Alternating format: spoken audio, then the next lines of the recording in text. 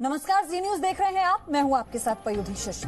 मौजूदा वक्त में देश की सियासत का पहिया पश्चिम बंगाल की ओर घूम गया है। कोलकाता यानी सिटी ऑफ जॉय। इसी सिटी ऑफ जॉय में सबकी अपनी अपनी परिभाषा है। ऐसे ही जॉय की तलाश बग्गी या घोड़ा गाड़ी चलाने वालों की है। सोचने वाली बात यह है कि घोड़ा गाड़ी किसी जमाने में अमीरों की पहचान हुआ करती थी। जैसा आज लोगों के पास बड़ी बड़ी कारें होती हैं, ब्रिटिश शासनकाल में रईसों की शान घोड़ा गाड़ी थी। कोलकाता में अब लोग सिर्फ शौक में इसकी सवारी करते हैं। बंगाल में फिर से चुनाव आए हैं तो बग्गी चलाने वालों की आंखों में क्या सपने हैं, आप ये देखिए।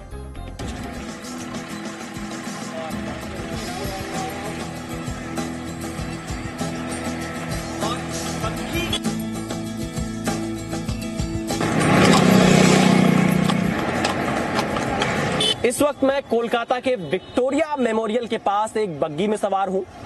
इस बग्गी में सवार होकर आप कोलकाता के इतिहास से लेकर वर्तमान तक का सफर तय कर सकते हैं और शायद भविष्य की सड़कों पर भी ये बग्गी यूं ही चलती रहेगी। इस बग्गी में सवार होकर मुझे ऐसा लगता है कि ये हमारा सरकारी सिस्टम है। इस बग्गी का जो घोड़ा है वो जनता है, वो वोटर है, जो सब बोझ ढो लेती है। महंगाई, भ्रष्टाचार, बेरोजगारी का बोझ ढोते हुए ये बग्गी ही पूरे सिस्टम को चला रही है। और इस बग्गी की कमान जिन लोगों के हाथ में है वो हमारे नेता हैं, जिन्हें हम चुनकर विधानसभा और संसद में भेजते हैं। पश्चिम बंगाल में एक बार फिर से विधानसभा के चुनाव होने वाले हैं। इस बार आप लोगों को अपना नेता चुनना है, इसलिए इस बग्गी की कमान ऐसे हाथ में हो जिससे आप सही से अपनी जिंदगी बिता सकें और इस सिस्टम का एक अच्छा पार्ट बन सकें। मोहम्मद साहब आलम कोलकाता के मशहूर विक्टोरिया मेमोरियल के सामने हर रोज अपने 2 घोड़ों वाली बग्घी के साथ सुबह सुबह खड़े हो जाते हैं और उनकी निगाहें सैलानियों का इंतजार करती रहती हैं। साहब आलम वर्षों से बग्घी चलाते हैं और उनकी रोजी रोटी का यही जरिया है। बंगाल में चुनाव है तो साहब आलम को अपनी बात कहने का मौका जी न्यूज ने दिया है। आप लोगों के मुद्दे क्या हैं इस बार चुनाव में? परिवर्तन आना चाहिए। अगर परिवर्तन है तो दीदी आना चाहिए। परिवर्तन क्यों आना चाहिए? क्या समस्या है आप लोग? हम लोग को बहुत समस्या है, सिर्फ हमारा समस्या, हर लोगों का समस्या है। कैसी समस्या है? क्या समस्याएं हैं? रोजी रोजगार, सबसे पहला बात तो रोजी रोजगार है, जो चौपट हो चुका है और अभी होना चाहिए। अगर परिवर्तन नहीं आना तो दीदी को आना चाहिए, दीदी को समझना चाहिए। दीदी ने आप लोग के लिए क्या किया? बहुत कुछ किया है। तो फिर जो आप लोग की समस्याएं, जो रोजी रोटी का संकट है, वो क्यों नहीं पूरा कर पा रही हैं? वो है करप्शन है। दीदी अकेला तो कुछ नहीं कर पाएंगे ना। साहब आलम मानते हैं कि पश्चिम बंगाल में अब भी भ्रष्टाचार है, लेकिन भ्रष्टाचार के बावजूद साहब आलम तक सरकार की नीतियां पहुंच तो रही हैं, लेकिन वो भी आधी अधूरी। ये हमारा एक तरह सरकारी सिस्टम है। जनता ये घोड़ा है और सिस्टम पे जो लोग बैठे हैं, क्या वो आपको लगता है कि आम जनता तक पहुंच पा रहे हैं? इतना तो अंदाजा बता नहीं सकते, मगर जो आदमी समझ पाता है वो ठीक समझेगा। ज्यादा बोलना तो अच्छी बात। सरकारी सुविधाएं आप तक पहुंच पाती हैं सही से? साहब आलम मानते हैं कि बंगाल में भ्रष्टाचार को मिटाने के लिए परिवर्तन जरूरी है। कोलकाता में विक्टोरिया मेमोरियल पर रोजाना दर्जनों बग्घी वाले दिखते हैं। सभी की रोजी रोटी का जरिया सिर्फ और सिर्फ सैलानी ही हैं। आने वाले चुनाव को ये बग्घी मालिक भी बड़ी उम्मीदों के साथ देख रहे हैं।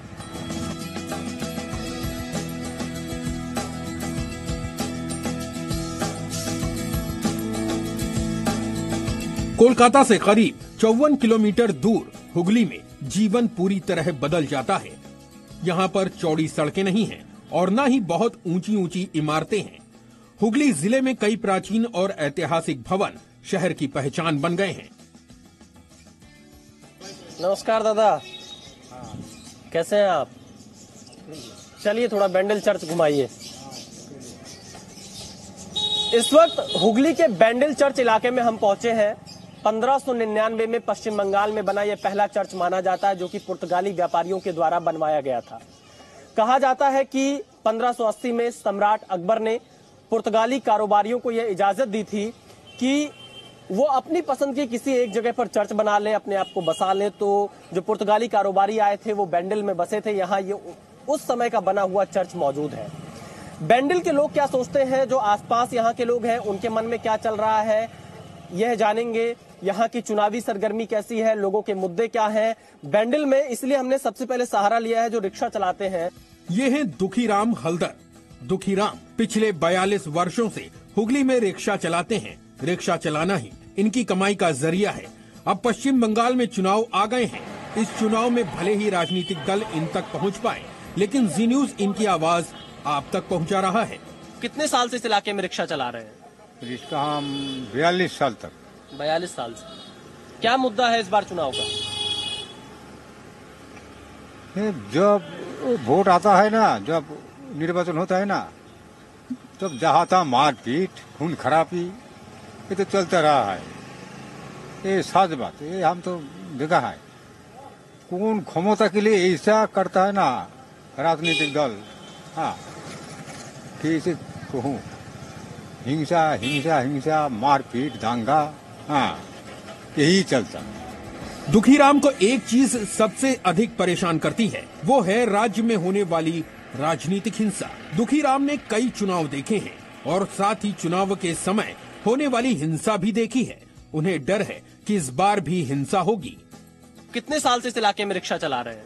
रिक्शा हम 42 साल तक। 42 साल से। क्या मुद्दा है इस बार चुनाव का?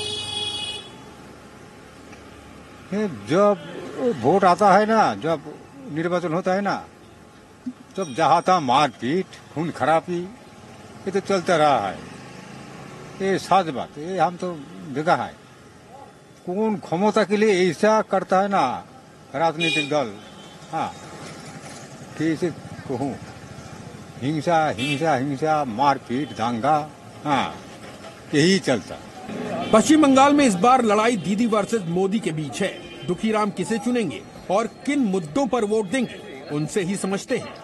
इस हिंसा मारपीट से बंगाल कब आगे निकल पाएगा दादा? हाँ, बंगाल से आदमी लोग सटीक राजनीतिक चिंता इसको नहीं है। कोई जिसको क्षमता होगा उसको पीछे छूटता रहा, हाँ, ये दल से वो दल, वो दल से ये दल, यही करता रहा। यही तो दिखता है। दुखीराम के नाम में भले ही दुख है, लेकिन चुनाव से इन्हें उम्मीदें बहुत हैं। आपके हिसाब से चुनाव का मुद्दा क्या है? सबसे बड़ा मुद्दा आपके हिसाब से क्या है? क्या चाहते हैं आप?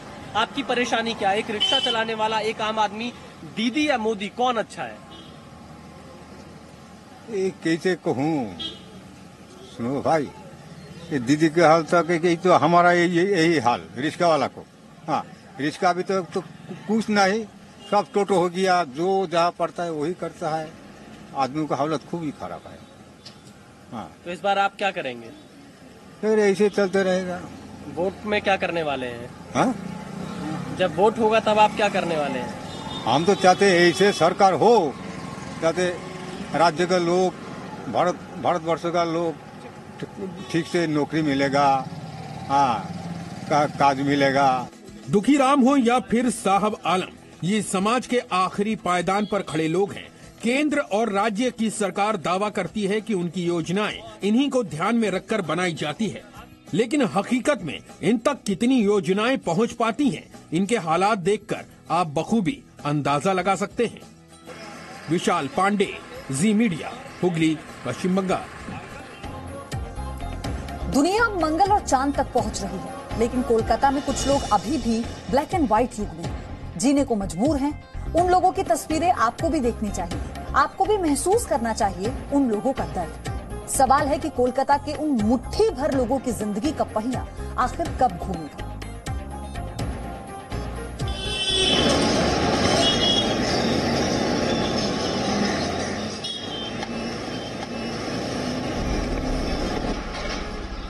ये कौन सी जगह है?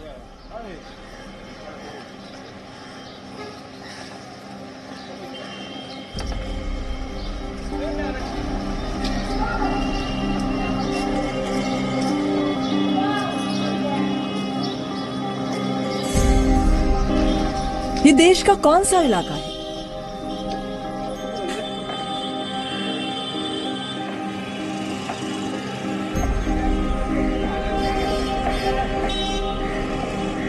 क्या ये 21वीं सदी की तस्वीर है?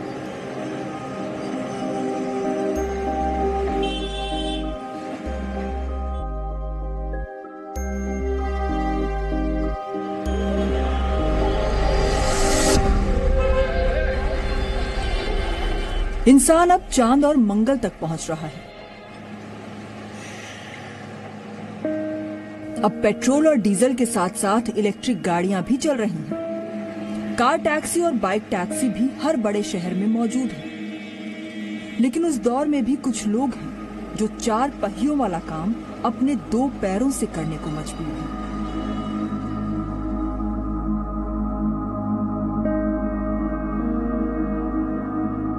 ये बंगाल है।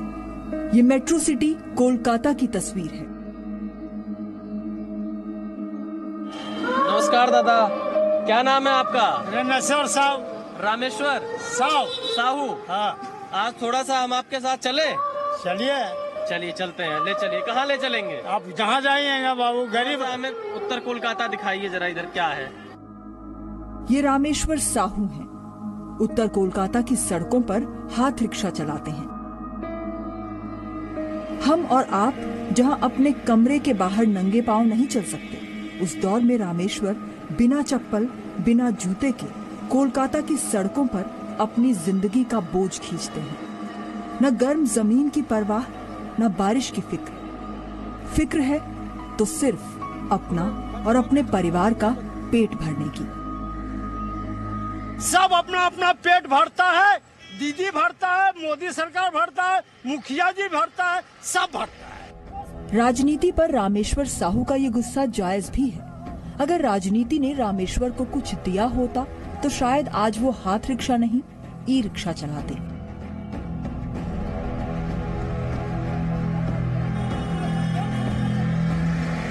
दस घंटे कोलकाता की सड़कों पर हाथ रिक्शा खींचते खींचते रामेश्वर की उम्र 60 साल हो चुकी है। रामेश्वर को सही अंदाजा भी नहीं कि वो कितने वर्षों से लोगों को हाथ रिक्शा पर बैठाकर उनकी मंजिल तक पहुंचाते आ रहे हैं। बंगाल की एक तस्वीर ये भी है जो कहीं ना कहीं सबको भावुक करती है। एक छोटा सा break. Presenting B News app available on Google Play and App Store. Download it now.